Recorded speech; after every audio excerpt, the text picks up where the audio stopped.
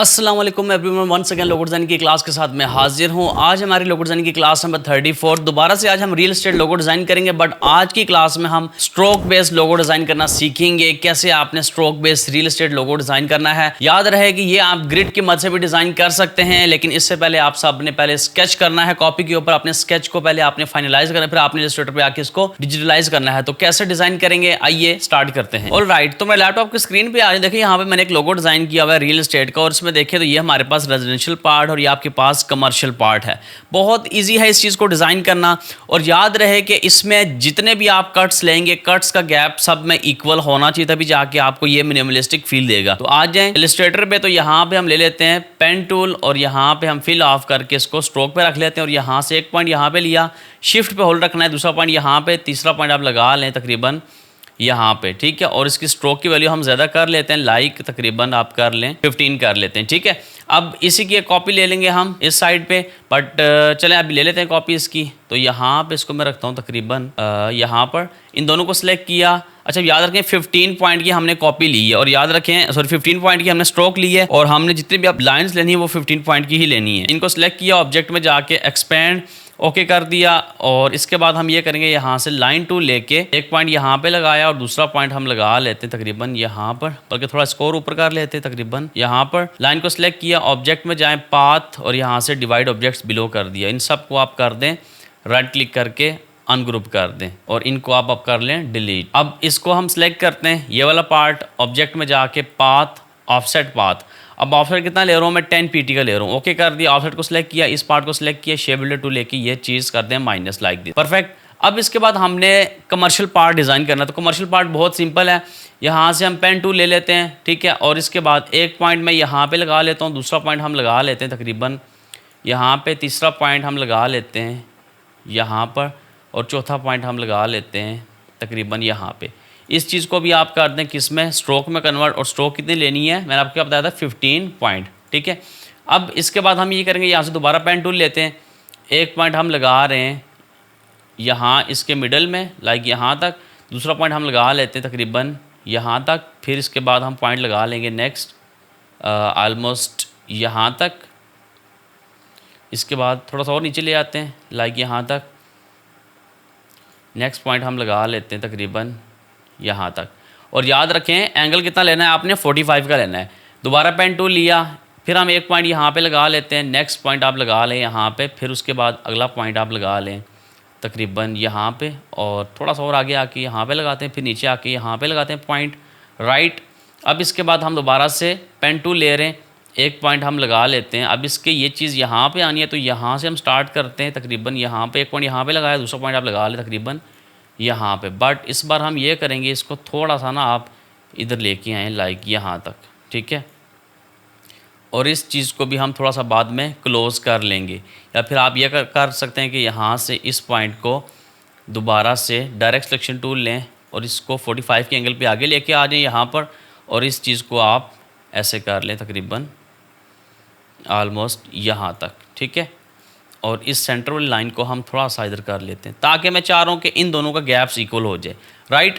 अब इसके बाद हम ये करेंगे, यहाँ से दोबारा पेन टूल ले लेते हैं, और एक पॉइंट हम लगा लेते हैं यहाँ पर, दूसरा पॉइंट आप लगा लें तकरीबन यहाँ पे, नेक्स्ट पॉइंट हम लगा लेते हैं यहाँ पे, और अगला पॉइंट हम यहाँ पे लगा लेते हैं, ठीक है। दोबारा से पेन टूल लिया, एक पॉइंट हम लगा लेते हैं यहाँ पर, इसके बाहर तकरीबन यहाँ तक, नेक्स्ट पॉइंट हम लगा लेते हैं यहाँ पर, ठीक है।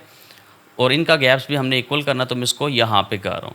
अब यहाँ तक देखें तो हमने सिंपल स्ट्रोक्स ड्रा कर ली हैं जो हमने डिज़ाइन करनी है, ठीक है।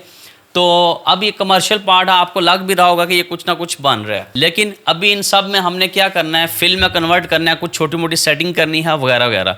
तो आप ये करें कि इन सब को पहले सेलेक्ट करके ना, एक बार आप इसको ऑब्जेक्ट में जाके एक्सपेंड कर दें और ओके कर दें, ठीक है। ओके करने के बाद अब आप ये करें, डायरेक्ट सिलेक्शन टूल लेके इन दोनों पॉइंट्स को, या सिर्फ इन दोनों पॉइंट को सिलेक्ट करें और यहाँ नीचे लेके आ जाएं, ठीक है। अब हम ये वाला घर पहले सिलेक्ट करेंगे, ऑब्जेक्ट में जाके पाथ, ऑफसेट पाथ, हमें पता है हमने 10 pt का ऑफसेट लेना, 10 pt सिलेक्टेड है, ओके कर दिया। ऑफसेट को सिलेक्ट किया, ये वाला पार्ट सिलेक्ट किया, शिफ्ट की वजह से ये वाला पार्ट सिलेक्ट किया, शेप बिल्डर टूल लेके ये चीज़ कर दी माइनस, और इसको भी हम कर देते हैं माइनस, राइट।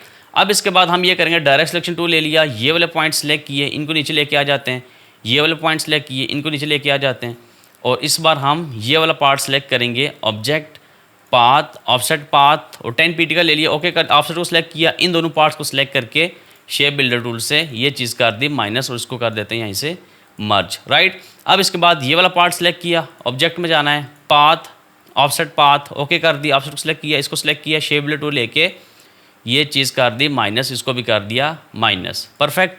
अब इसको सिलेक्ट किया, ऑब्जेक्ट में जाना है, पाथ, ऑफसेट पाथ, 10 पॉइंट का ओके कर दिया, बट इसके साथ हम इस चीज़ को भी थोड़ा सा नीचे लेके आ जाते हैं ताकि एक बार में ही हमारा काम हो जाए।